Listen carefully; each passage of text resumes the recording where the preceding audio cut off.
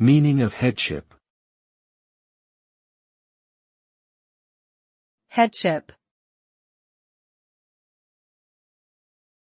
Headship. Headship. Headship.